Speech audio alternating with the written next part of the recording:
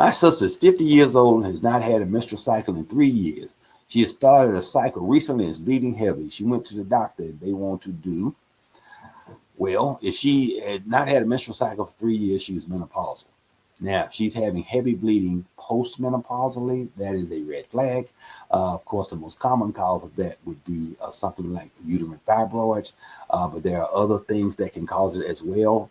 So she needs to be seen and evaluated by a OBGYN. She's probably going to, at minimum, get an ultrasound of the pelvis.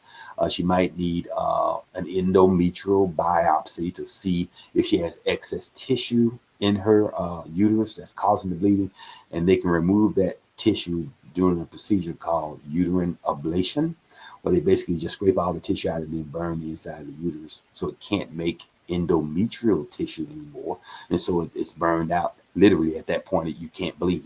So there are other etiologies, unfortunately, which can include some cancers. So that needs to be evaluated, particularly since she's bleeding heavily. That means she's probably anemic. The most common cause of anemia in women is heavy menstrual flow.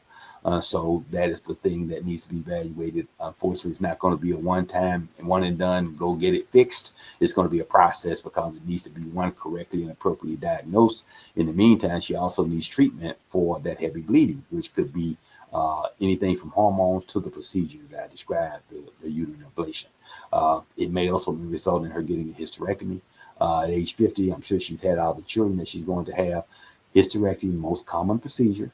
And then one other thing, uterine fibroid embolization, which is a less invasive surgical procedure that can also provide relief, provided the endometrial biopsy, negative CT scans, MRIs of the uterus, etc. So it's going to require a thorough workup for that, including determining her hormonal status as well. Okay, great question.